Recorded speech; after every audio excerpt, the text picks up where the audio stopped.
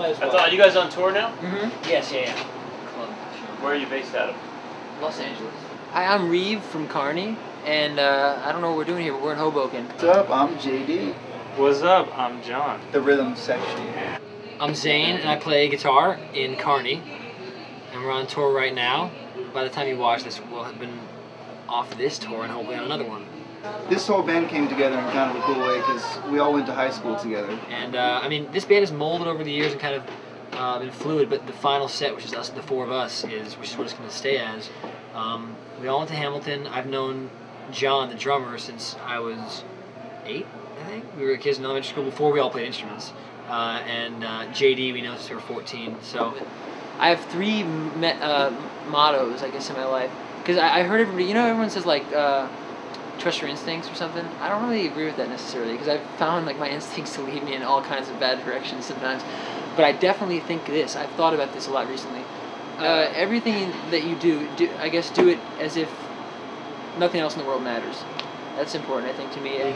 We're setting the groundwork for the rocking show tonight. We're like messing with the cosmos, you know what I'm saying? You know what I'm saying? Speaking of which, What are you checking out there? Cosmos. So that was a segue.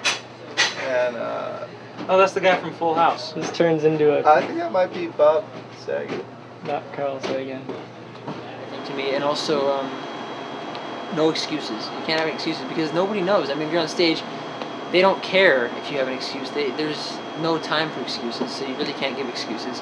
So you just have to make sure you do as best as you can, so you won't actually have to give an excuse, hopefully. Okay, Reeve does this thing called speech level singing, which is awesome. I mean, SLS is like the acronym. They're crazy enough to have an acronym, is the point.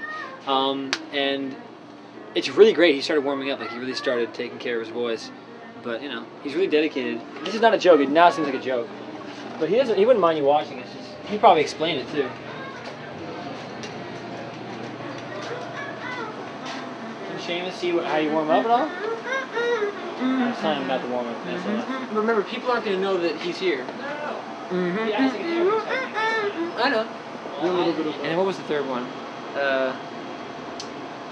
It was something good, but maybe I'll remember later. So, when did you get so good at the bass? Well, it all started about 12 years ago when I started playing the bass. Yeah, but how'd you get to look so good? I guess you should ask the question. There was that. What were my 3 mottos that I had? Like, do everything that you do it. In everything that you do it as if nothing else in the world matters. The way I actually started playing seriously was actually not a very romantic story, but in 8th grade, that's amazing that that's happening in the background right now. I was in 8th grade. I wanted to be in the orchestra, and the only instrument that they needed was a bass. So I started playing upright bass. I think I wrote my first song when I was maybe 13 or 14. It was some silly song called Yvonne or something like that, about some girl I knew, I think. But I didn't start seriously writing songs until I was 18. And at that point, I guess I just kept doing it. I mean, do you ever have anything that makes you, you know, if you don't do it, it makes you feel like you're not alive? That's kind of what it's like for me, I guess. Sorry. I've been playing guitar for 13 years. I started on my 10th birthday. And, yeah, my brother, Reeve and I are brothers, the lead singer, and he got a guitar at Christmas, I think, a Charvel, Christmas of whatever year that would have been, when I was 10, 95, or 94, right at the end, and then 4 months later, it was just like, I had to get one. I get really down on myself if we don't do our best, or if I don't do my best, and it's just, no matter how many people are in the audience, it's just important to give them the experience that you are capable of giving them, and so that's a big deal to me, definitely. I mean, it's kind of a cliche, but I definitely look at every show as our last show. Do that, yeah. Sometimes I feel like that in our band, though. With Kobe? Where it's just like, if I'm doing really well, and the band as a whole is doing Sucking. pretty well.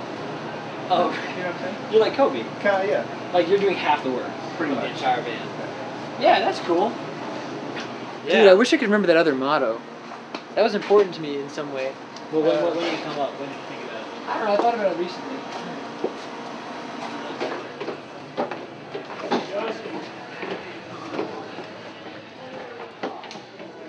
Hey man, that's it. We're done. That's the end of the tour.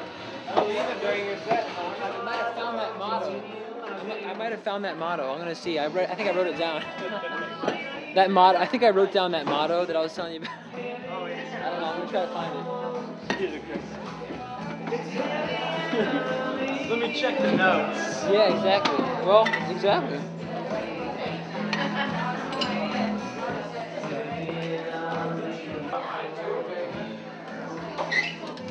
Well,